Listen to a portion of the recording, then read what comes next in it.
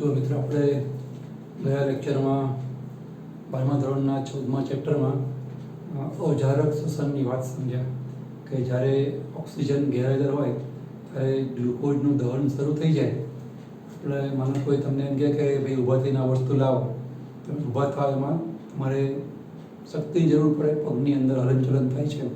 તો એ વખતે આપણો પગ, આપણા સ્નાયુ એ શરીરને કમ્પ્લેન કરતા નથી, પૂછતા નથી કે ભાઈ ઊભા રહો. તમે ઊભા થઈને ચાલો છો, પગમાં શક્તિ વાપરીને કામ કરાવડાવો છો, તો પહેલાં અમને કહો કે અમારે શ્વસન જારક કરવાનું છે કે અજારક કરવાનું છે. પાછળથી માથાકૂટ નહીં જોઈએ અમારે. ગ્લુકોઝ એવું આપણને દલીલ કરતો નથી કે ઓક્સિજન છે તો શ્વસન જારક કરવાનું, નથી શ્વસન અજારક કરવાનું. એવું નહીં. તમને જેવી શરીરમાં, એટલે ખાસ તો મગજમાંથી શરીરમાં આદેશ મળે છે કે ઊભા થવાનું છે, એ ભેગું તમે ઊભા થાવ છો. એ વખતે આપણું શરીર વિચાર્યા વગર ગ્લુકોઝનું દહન શરૂ કરી જ દે છે. અને ગ્લુકોઝ દહન થાય જેને આપણે કહીએ ગ્લાયકોલિસિસ, એ તો એમાં થઈ જ જાય. અને આપણને ખબર છે કે એની અંદર 2 ATP નાણું આપણને મળે છે. એવા સેંકડો ગ્લુકોઝ નાણું દહન થાય એટલે સેંકડો ATP ઉત્પન્ન થાય અને આપણું હલનચલનનું કામ છે એ શરૂ થઈ જાય.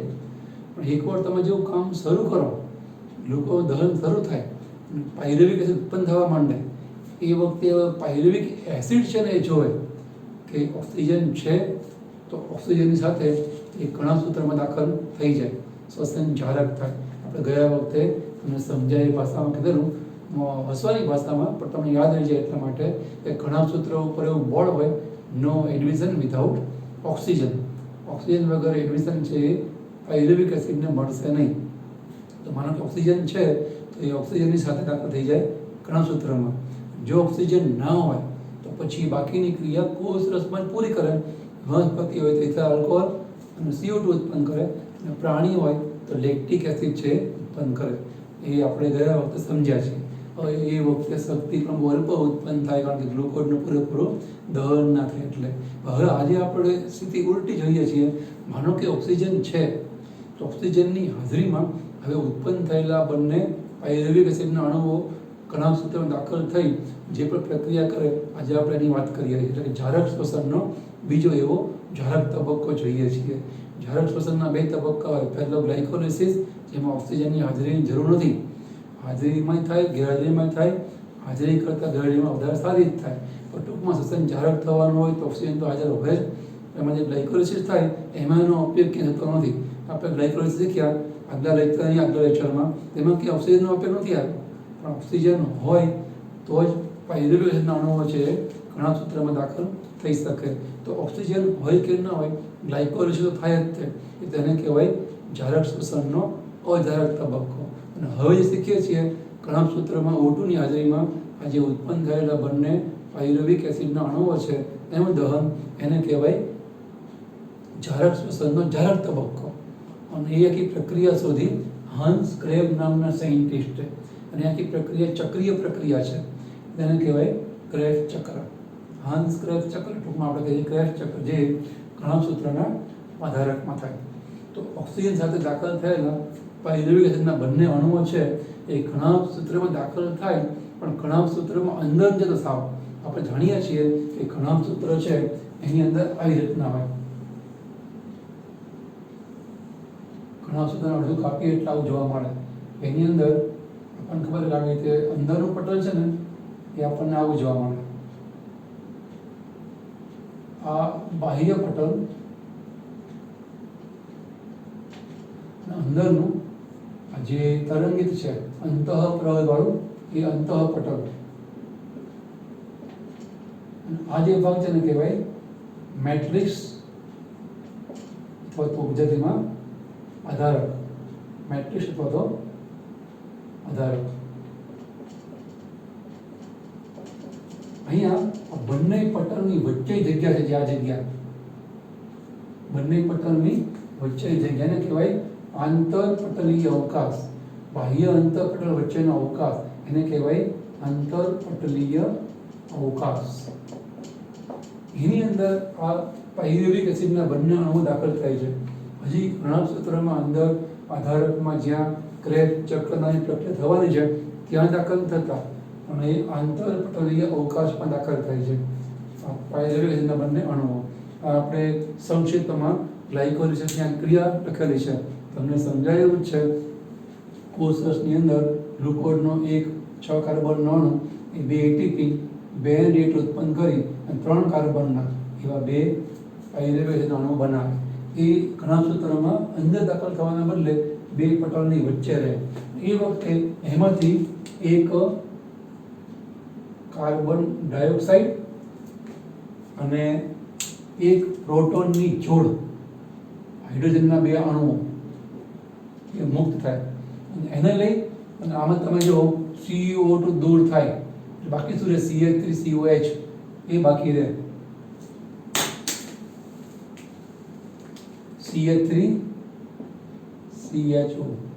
અને આની અંદર છે ને હવે પદાર્થ બીજો ઉમેરાય, એનું નામ છે કોએન્ઝાઇમ A, એટલે એસિટાલ્ડીહાઇડ. એના પણ 2 અણુ છે અને હવે 2 કાર્બનનો પદાર્થ થઈ ગયો. એક કાર્બન દૂર થઈ ગયો કાર્બન ડાયોક્સાઇડના રૂપમાં, 2 કાર્બન રહ્યા CH3CHO, 2 કાર્બનના 2 અણુ, એટલે આવા પણ 2 ઉત્પન્ન થાય અને આવા પણ 2 ઉત્પન્ન થાય. આવા 2 એસિડના અણુઓ છે. એક કાર્બન ડાયોક્સાઇડ ને એક પ્રોટોનની પેર, આવા 2 અણુઓ છે એટલે 2 કાર્બન ડાયોક્સાઇડ 2 પ્રોટોનની પેર છૂટી પડે અને આવા એસિટાલ્ડીહાઇડના 2 અણુ ઉત્પન્ન થાય. આવા કોએન્ઝાઇમના પણ 2 અણુ આમાં એડ થાય. તો એસિટાલ્ડીહાઇડ વત્તા કોએન્ઝાઇમ એટલે બનશે એસિટાઇલ કોએન્ઝાઇમ.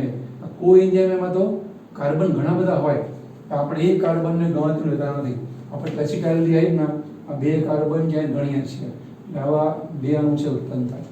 આ એસિટાઇલ કોએન્ઝાઇમ એ ઘણા સૂત્ર આધારકમાં જાય, એટલે એક્ઝેક્ટ આ જે પાર્ટ છે એ હવે એના આધારકમાં દાખલ થાય છે.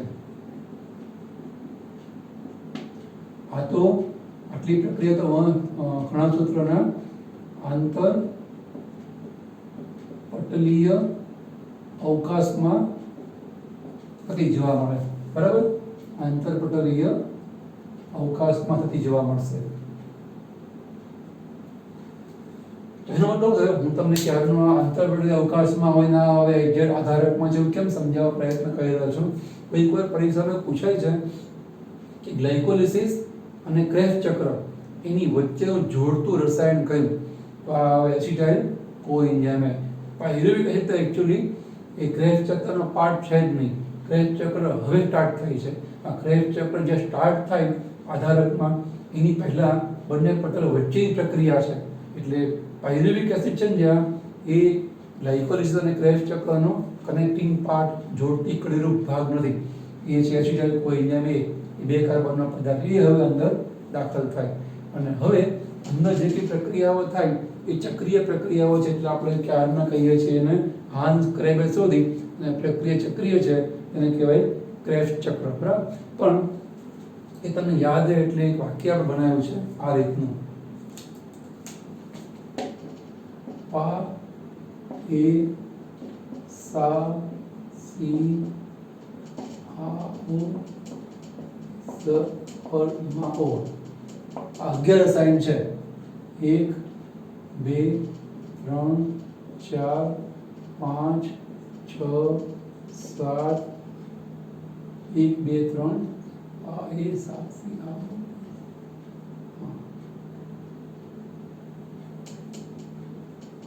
8 9 માં અને ઓ. 11 રસાયણમાં ચક્ર છે આપણું. એ તમે જો દરેક રસાયણનો લગભગ પહેલા અક્ષર, ક્યાંક આપણે બીજો અક્ષર લીધો છે, ક્યાંક આપણે જગ્યાએ 2 અક્ષર પણ લીધા છે. થોડું આ સેન્ટેન્સ મિનિંગફુલ થાય એટલે ફરમા મતલબ કહો, બરાબર? તો પા એટલે આ પાયરુવેટ એસિડ, એ એટલે એસિટાઇલ કોએન્ઝાઇમ એ, એના પછી આવે સા. તો સા એટલે પહેલો બનતો પદાર્થ છે અહીંયા, એને કહેવાય સાઇટ્રિક એસિડ.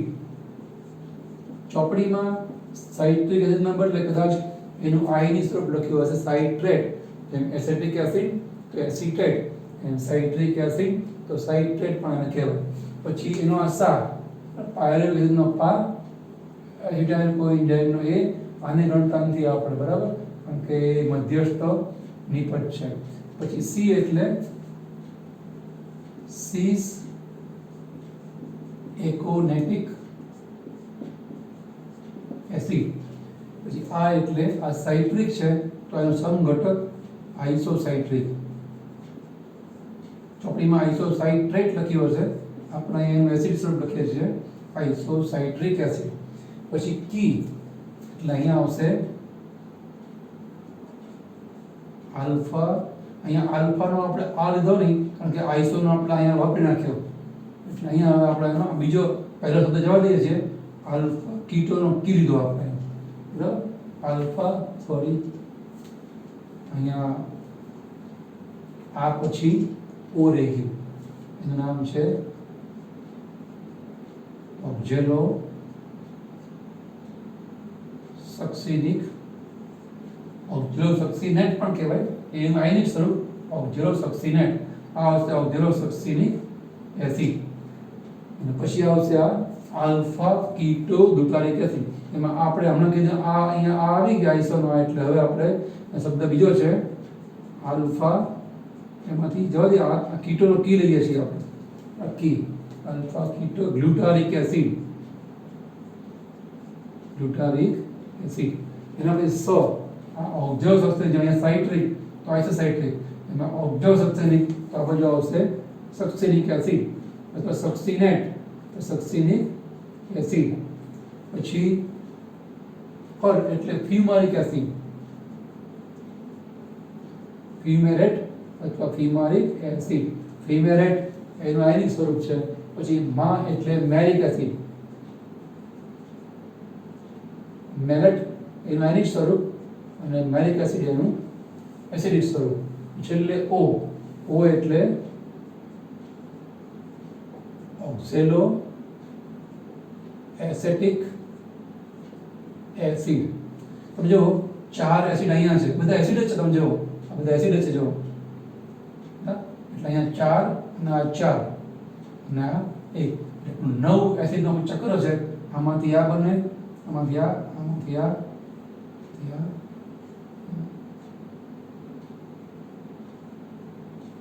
એવું ચક્ર છે.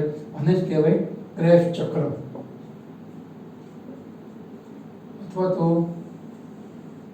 ક્રેફ ચક્રમાં પહેલો બનતો પદાર્થ છે સાઇટ્રિક એસિડ, એટલે એને સાઇટ્રિક એસિડ ચક્ર પણ કહેવાય.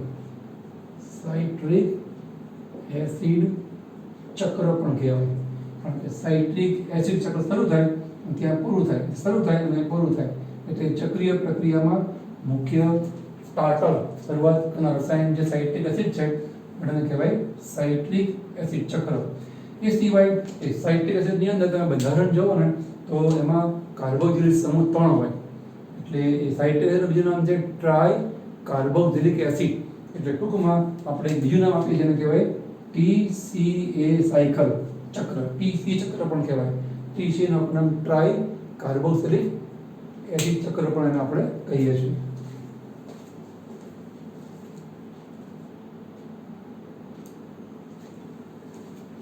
બરાબર. એટલે આ TCAC નો આખું નામ લખતો નથી, તમને બુકમાં મળશે. એટલે ટ્રાય કાર્બોક્સિલિક એસિડ ચક્ર.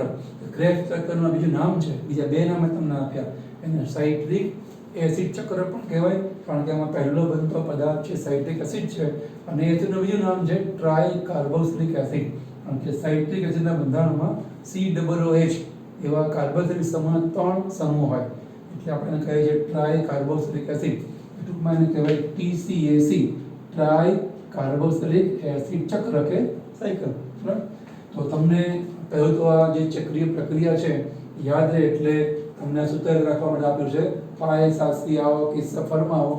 પાય એટલે પાયરુવેટ એસિડ, એ એટલે એસિટાઇલ કોએન્ઝાઇમ A, સા એટલે સાઇટ્રિક એસિડ, C એટલે C-સાયકોનિક એસિડ, R એટલે આઇસોસાઇટ્રિક એસિડ, O એટલે ઓક્ઝેલોસક્સિનિક એસિડ, કી એટલે આલ્ફા કીટોગ્લુટારિક એસિડ, સ એટલે સક્સિનિક એસિડ, પછી ફર એટલે ફ્યુમારિક એસિડ, મા એટલે મેલિક એસિડ અને O એટલે ઓક્ઝેલો એસિડિક એસિડ. તમને આ જ ક્રમમાં આખું ચક્ર દોરતા આવડે. કઈ વાર ડિસ્ક્રિપ્ટિવની અંદર એક ચક્ર દોરવાના માર્ક હોય છે, 3 માર્ક હોય છે. થોડું વળાંક તો 4 માર્કમાં આપણને આવો ફૂલ ક્વેશ્ચન આવડી જાય. હવે અહીંયા તમે ધ્યાનથી જો, હમણાં કીધું એમ અહીંયા 4 અને 4 8 ને 9 એસિડનો આખું ચક્ર છે. એ ઇવન અહીંયા પણ આપણા એસિડ જેવા પદાર્થ હોય, બરાબર? તો એ તમને એટલે ખબર પડે કે એ કંઈ એમને જ્યાં રૂપાંતર ના પામે, દરેક વખતે કોઈને કોઈ ફેરફાર થાય, આમાંથી આ બને તો એ પદાર્થ એનો એ તો ના હોય, આમાં કંઈક ઉમેરાયું હોય કાં તો કંઈક દૂર થયું હોય, તો એમાં કંઈક ફેરફાર થયો હોય તો એમાંથી આ બીજો પદાર્થ કે બીજો એસિડ બને. એટલે એસિડ બધે જ્યાં રૂપાંતર પરિવર્તન પામે છે એ કે એમને ના પામે, દરેક વખતે એમાં કોઈને કોઈ ફેરફાર છે થતો હોય. તો એ કયો ફેરફાર થાય છે એ યાદ રાખવા માટે ફરી આપણે બીજી નાની એવી જેને કહેવાય કે ટ્રીક અજમાવીએ છીએ. આપણે આ ટ્રીક અજમાવીએ છીએ કે આપણે આ જ ક્રમમાં ચક્ર દોડતા આવડી જાય પાયશાસ્ત્રી ઉપર. એમ અહીંયા આપણે કઈ ટ્રીક અજમાવીએ છીએ, આપણે નંબર આપી દઈએ છીએ. અહીંયા પાયરુવિક એસિડમાંથી આ બંને એસિડ કોઈને અમે એને આપણે પ્રક્રિયા નંબર 1 આપીએ છીએ. હવે એ જે એસિડ કોઈને એ અને આ ઘણા સૂત્રના આધારકમાં અગાઉથી હાજર આવેલો પદાર્થ ઓક્ઝેલો એસિડિક એસિડ એ બંને જોડાય, જ્યાં બને એ પ્રક્રિયા નંબર 2. આ અને આ જોડાયના બને, આમાંથી આ બને એ પ્રક્રિયા 3, આ પ્રક્રિયા 4, પ્રક્રિયા 5, આ પ્રક્રિયા 6, પ્રક્રિયા 7. આવી રીતે પ્રક્રિયા નંબર આપણે અહીંયા 0 થી આપણે શરૂ કરીએ. આ પ્રક્રિયા નંબર 0, પછી આ 1, પછી આ 2, 3, 4, 5, આ 6. આપણે 3 0 શરૂ કર્યું કે આપણે એક બાયોલોજીનો કોડ આમાં આવી જાય છે. 7, 8, 9. આ પ્રક્રિયા નંબર આપી દો. આ નંબર પરીક્ષામાં આપવા જરૂરી નહીં, કારણ કે આપણે આપણી યાદગીરી માટે કે અહીંયા આવે ત્યાં કેવા ફેરફારો થાય એને આપણે આંકડા કઈ રીતે યાદ રાખીએ છીએ. તો આની અંદર જ્યાં 056 આવે ત્યાં કાર્બન ડાયોક્સાઇડ દૂર થાય છે. 056 એ આપણે બાયોલોજીના પ્રશ્નપત્રનો કોડ નંબર છે. તમે જ્યારે ભવિષ્યમાં પેપર આપશો બાયોલોજીનું, એની પર બાયોલોજીનું લખી ના આવે. જેમ તમે 10મા પેપર આપી ચૂક્યા છો, તમને ખબર હશે કે કોઈ વખતે તમે 5 પેપર આપ્યા ને, ગુજરાતી, ઇંગ્લિશ, 2 લેંગ્વેજ, ગણિત, વિજ્ઞાન અને એસએસ, એમાં કંઈ એસએસને લખેલું ના હોય, એનો કોડ નંબર હોય જે તમારી રિસિપ્ટમાં હોય. એટલે કોઈને બીજા અજાણ્યા વ્યક્તિને ખબર ના પડે કે આ કયા વિષયનું પેપર છે, આમ એટલા માટે કોડ નંબર લખે. તો આપણે હાયર સેકન્ડરીમાં 11-12માં આપણા બધા કોડ નંબર હોય. તમારા હાથમાં 056 પેપર આવશે ત્યારે તમે પેપર બાયોલોજીનો આપતા ત્યારે અહીંયા 056 એ આપણે બાયોલોજીનો કોડ નંબર છે, બરાબર. 057 એ બાયોલોજીના પ્રેક્ટિકલનો કોડ નંબર. તમે 12માની જ્યારે બોર્ડની પ્રેક્ટિકલની એક્ઝામ આપશો ત્યારે પેપર ઉપર 057 લખ્યું હશે, એ પ્રેક્ટિકલ બાયોલોજી. 056 એ થિયરી પેપર છે. દરેક વિષયના એવી રીતે પ્રેક્ટિકલ થિયરીના નંબરો હોય. અહીંયા એટલા માટે આપણે 0 સ્ટાર્ટ કર્યું તો આવું થોડું આપણને યાદ રહે. 056 નામની 3 પ્રક્રિયા એવી છે, 0 નંબરની, 5 નંબર, 6 નંબરની 3 પ્રક્રિયાઓ, જેમાંથી કાર્બન એ કાર્બન ડાયોક્સાઇડના રૂપમાં દૂર થાય છે. તમે જો 0માં તો આપણે કાર્બન ડાયોક્સાઇડ દૂર કર્યો છે, આખી આ પ્રક્રિયા છે આમાંથી આપણે 0 કહીએ છીએ. એ કાર્બન ડાયોક્સાઇડના રૂપમાં દૂર થાય જ છે. અને આપણે જાણીએ છીએ કે આપણે ઘણા સૂત્રમાં 3 કાર્બન ઇન્વેસ્ટ કરીએ છીએ. 3 કાર્બનના 2 એસિડના અણુઓ, પણ એમાં કાર્બન 3 છે. 3 કાર્બન છૂટવા જોઈએ. 3 કાર્બન છૂટા પડે તો હાઇડ્રોજન પણ છૂટા પડી જાય.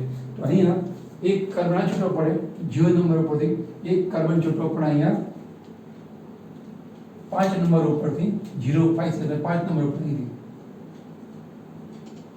બરાબર. અને જેમ અને બીજો કાર્બન છૂટો પડે 6 ઉપરથી 0, 5, 6 આવી રીતે. અને આ પણ બધું 2 વાર થશે. આ પણ આખું ચક્ર તમારે રાખવાનું, આખું ચક્ર છે એ પણ 2 વાર થશે. અહીંયા પણ આઈ 2 વાર, આઈ 2 વાર છે, કારણ કે પાયરુવિક એસિડના અણુઓ 2 છે એટલે આઈ 2 બને તો આખું ચક્ર 2 વાર ચાલે. પણ ઇન શોર્ટ આવી રીતે 0, 5, 6 ઉપરથી કાર્બન એ દૂર થાય કાર્બન ડાયોક્સાઇડના રૂપમાં, બરાબર. અહીંયા જે આ 2 કાર્બનનો એસિટાઇલ કોઈને એ છે, એની જોડે જે આ જોડે છે એસિડ ઓક્ઝેલો એસિટિક એસિડ, એ 4 કાર્બનનો હોય છે. એટલે 4 કાર્બનનો ઓક્ઝેલો એસિટિક એસિડ અને 2 કાર્બનનો એસિડ કોઈને એ બંને જોડાય એટલે આ 6 કાર્બનનો એસિડ બને. એ 6 કાર્બનમાં 4 કાર્બન તો તેને પોતાના છે, બરાબર, એને પોતાના છે કે પ્રાણીને પોતાના છે. 2 કાર્બન તોડવાના બાકી રહ્યા. આ 3 કાર્બન પૈકીનો 1 કાર્બન તો તૂટી ગયો, 2 કાર્બન તોડવાના બાકી રહ્યા 6માં, અને 4 તો એના પોતાના છે. હવે તમે જો અહીંયા સુધી ક્યાંય ફેરફાર થતો નથી કાર્બનનો, સીધો ફેરફાર થતો ફિફ્થ ઉપર. અહીંયા આ 6 કાર્બન નો હોય તો આ 6 કાર્બન નો હોય, આ 4 આ તમારી રાઈટ સાઈડના બધા એસિડ 4 6 કાર્બનના છે. હવે એમાંથી 1 કાર્બન દૂર થાય કાર્બન ડાયહાઇડ્રોજનના રૂપમાં, એટલે એ હવે 1 કાર્બન દૂર થવાથી પછીનો બધા બનાવશે ને એ 5 કાર્બનનો બનશે, અને એમાંથી ફરી પાછું 1 કાર્બન દૂર થાય એટલે આ બનશે હવે 4 કાર્બન, આ પણ બનશે 4 કાર્બન, આ પણ બનશે 4, એટલા માટે 4 કાર્બનનો છે. એ 4 કાર્બન જોડાય ઓક્ઝાઇલ એસિડના 2 કાર્બનના એસિટાઇલ કોઈને જોડે એટલે 6 કાર્બનનો બનશે સાઇટ્રિક એસિડ. તમે જો લેફ્ટ સાઈડ ધાર એસિડ છે એ 4 કાર્બન, 1 2 3 ને 4, 1 2 3 ને 4. લેફ્ટ સાઈડ ધાર 4 એસિડ એ 4 કાર્બનના છે, રાઈટ સાઈડના 4 એસિડ એ 6 કાર્બનના છે, એકમાત્ર એસિડ છે એ 5 કાર્બનનો છે. એક પરીક્ષા પૂછાયેલું છે કે ક્રેબ્સ ચક્રનો એકમાત્ર 5 કાર્બન ધરાવતા છે કયો? ક્રેબ્સ ચક્રનો એકમાત્ર 5 કાર્બન ધરાવતો એસિડ કયો? તો આ છે આલ્ફા કીટો ગ્લુટારિક એસિડ. પણ કે આગળ પાછળ કાર્બન દૂર થાય છે એટલા માટે 5 કાર્બનનો, એની પહેલા 6 કાર્બન 4, એકમાત્ર છે 5 કાર્બન. તો આવી રીતે યાદ રાખવાનું 0 5 6 ઉપરથી કાર્બન ડાયોક્સાઇડ છે દૂર થાય છે. એ સિવાય એમાં 0 4 6 7 9 આ 5 નંબરની ક્રિયા એવી છે 0 1 4 2 6 3 7 4 9 5 કે જેમાંથી પ્રોટોનની એક પેર એટલે કે હાઇડ્રોજનની એક પેર કે જોડ દૂર થાય છે. એમાં તમે જો 0 ઉપર બતાવી આપણે એક પ્રોટોનની પેર, એ સિવાય 4 6 7 9 ઉપરથી પણ દૂર થાય છે. અહીંયા 4 નંબરની પ્રક્રિયા એમાંથી એક પ્રોટોનની પેર દૂર થાય, પછી 6 અહીંથી એક પ્રોટોનની પેર દૂર થાય, 7 4 6 7 ઉપરથી એક પ્રોટોનની પેર દૂર થાય, અને 8 નહીં પણ 9 એમાંથી પણ એક પ્રોટોનની પેર દૂર થાય. આવી રીતે તમને નંબર કરતો ને નંબરિંગ કરો ને તમને યાદ રહી જાય કે 0 5 6 ઉપર CO2 માઇનસ કરવાના, એને કારણે તમને કાર્બનના નંબર ખબર પડી જાય કયા પદાર્થમાં કેટલા કાર્બન હશે.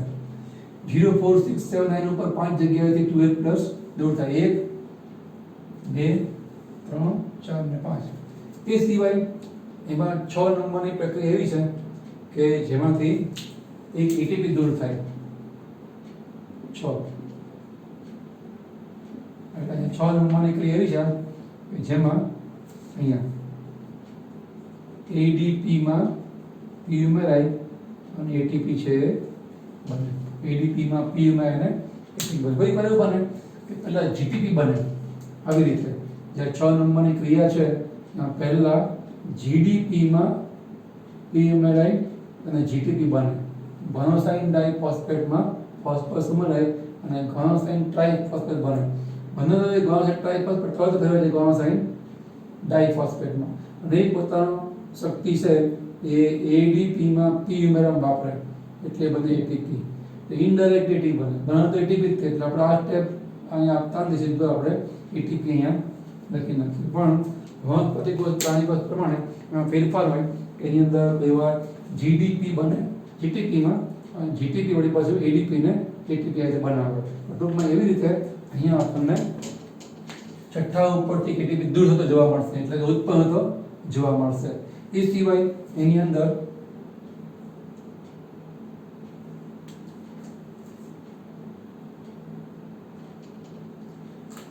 પાણીના ફેરફાર થાય છે, H2O છે ઉમેરાય કે દૂર થાય.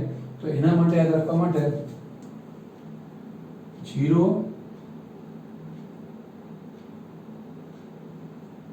0 3 8 128 અહીંયા આવશે 128. અને એ સિવાય બીજી બે પ્રક્રિયા જેમાં પાણીનો અણુ છે એડ થાય છે. આપણે કન્ફર્મ કરી લઈએ. 0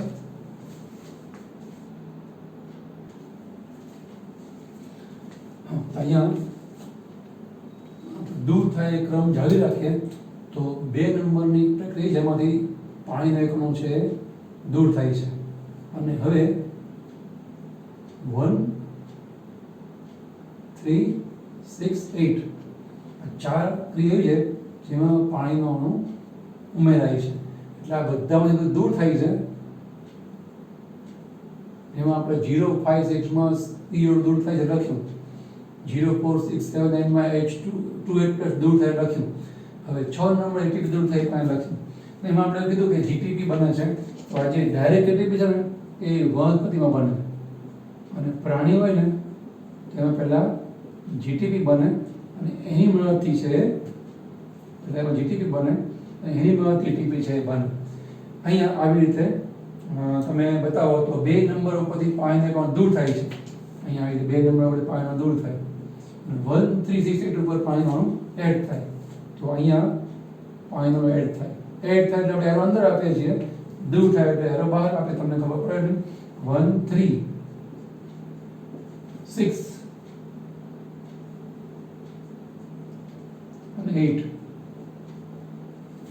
હવે તમે જુઓ આખું ક્રેફ્ટ ચક્ર એકદમ ખીચોખીચ તૈયાર થઈ ગયું પણ આ તમારે રાખવાનું નહીં તમને આ જોઈને કદાચ લાગે ઓહો આ તો કઈ યાદ રહે આ આપણે રાખવાનું નહીં આપણે આટલું જ રાખવાનું બસ આટલું યાદ રહે ને તમને યાદ રહી ગયું છે તો પાયશાસ્ત્રીય કે સફરમાં પ્રમાણે દરેકના પહેલા પહેલા અક્ષર છે હા તમારે એક વાર વાંચીને પહેલા તૈયાર કરવું પડે ખરું કારણ કે એમ તો પાય એટલો યાદ ના આવે કી એટલે શું આ એટલે ઓ એટલે શું તો આવો તો આપણને એનો મતલબ નહીં તમારે પહેલા એક વાર સમજીને જોવું તો પડે કે દરેક અક્ષરોનો ફૂલ મીનિંગ શું થાય pyruvic acid acetyl coenzyme A citric acid cis aconitic acid isocitric acid oxalosuccinic acid alpha ketoglutaric acid succinic acid પછી ફીમારિક એસિડ મેલિક એસિડ અને ઓક્ઝેલો એસિડિક એસિડ પછી એમાં 0 5 6 ઉપરથી એક કાર્બન દૂર થાય કાર્બન ડાયહાઇડ્રોજનના રૂપમાં 0 1 5 2 અને 6 3 આપણે 3 કાર્બન તોડવાના 3 કાર્બન દૂર થઈ ગયા અને આખી પ્રક્રિયા 2 વાર થાય એટલે 6 કાર્બન દૂર થઈ ગયા જે ગ્લુકોઝના 6 કાર્બન છે આવી રીતે કાર્બન ડાયહાઇડ્રોજનના રૂપમાં દૂર થઈ ગયા અને આપણને ખબર છે કે જે શ્વસનની પ્રક્રિયા છે એમાં આપણે આવું આપીએ છીએ 6 8 12 6 જે પાણીના અણુના માધ્યમમાં ઓક્સિજનની હાજરીમાં એના 12 હાઇડ્રોજન 6 કાર્બન આવી રીતે દૂર કરે તો આપણે આ એક ની પર સમજાવી હતી 6 કાર્બન ડાયોક્સાઇડ આ 12 H2O અને 38 ATP ના એ પૈકી આપણે 2 ATP સમજાવ્યા જે ઉત્પન્ન થયા ગ્લાયકોલિસિસમાં એટલે હવે આપણે આ 12 H2O અને 36 ATP બાકી રહ્યા 36 ATP બરાબર સમજાવવાનું એટલે સમીકરણ આપણે સમજાય કે આખા પાઠમાં સમીકરણ સમજવાનું છે અહીંયા આવી રીતે 0 4 6 7 9 ઉપર 12 પર દૂર થાય 6 2 ATP બને અહીંયા તમે જો એક ATP બને છે અને એક ગ્લુકોઝ અણુ માટે ક્રેફ્ટ ચક્ર 2 વાર થાય એટલે આ 2 ATP અને ઘણા સૂત્રના આધારે ક્રેફ્ટ ચક્રના 2 ATP 4 ATP થયા અને અહીંયા કેટલા બાકી રહ્યા 34 ATP બાકી રહ્યા 34 આ ATP ફક્ત 34 ATP બાકી રહ્યા અને 12 H2 બાકી રહ્યા અને પછી 2 નંબરમાં H2O છે એડ થાય છે એ અહીંયા લખ્યું છે 2 નંબરમાં H2O દૂર થાય છે 1 થી 8 માં ઉમેરાય છે તમારે આટલું જ રાખો ને એટલે આખું ચક્ર તમને યાદ આવી જાય બરાબર સમીકરણ લખવાની જરૂર નહીં નામ લખો તો પણ ચાલે એસિટાઇલ ડેઝ પણ લખવાની જરૂર નહીં અહીંયા જીવ એસિટાઇલ કોઇનિયમ એ આધાર પર દાખલ થઈને ભેગું જ તેમાંથી આ કોઇનિયમ એ તો દૂર થઈ જાય એ ફરી પછી અહીંયા વપરાય એ તો આંતરપટલીય અવકાશમાંથી એ આધારક પાછું બદલાવી જાય આંતરપટલીય અવકાશમાં એ દાખલ થાય આધારક એમ અપડાઉન થઈ રહેશે અહીંથી અહીંયા અહીંથી એવી રીતે બરાબર દાખલ તો 2 જ કાર્બન થાય છે આ એસિટાઇલ ડિહાઇડના જે અગાઉથી રહેલા ઓક્ઝેલો એસિડિક એસિડના 4 કાર્બન જોડે 6 કાર્બનનો સાઇટ્રિક એસિડ છે બનાવે છે બરાબર તો આવી રીતે તમને આ યાદ રહે ને એટલે આખું ચક્ર તમને આરામથી છે યાદ રહી જશે તો આવી રીતે આખી પ્રક્રિયા થાય એના ફળ રૂપે 2 વસ્તુ મળી એક તો એટીપીના 2 અણુ અને બીજા બધા પ્રોટોનના અણુ આ પ્રક્રિયામાં આપણે ઇલેક્ટ્રોન બતાવતા નથી પણ કોઈ એવું તો ના બને ને એટલા પ્રોટોન જે ઉત્પન્ન થાય ઇલેક્ટ્રોન ઉત્પન્ન ના થાય આપણે બતાવતા નથી, આપણા સ્કૂલના લેવલ પ્રમાણે અલગ વસ્તુ છે. પણ તમે એવું વિચારી શકો કે NaCl નામના ક્ષારનું એટલે કે મીઠાનું આયનીકરણ થાય એટલે Na+ બને, Cl- ના બને. ધન ઉત્પન્ન તમે ઋણ ઉત્પન્ન થાય જ.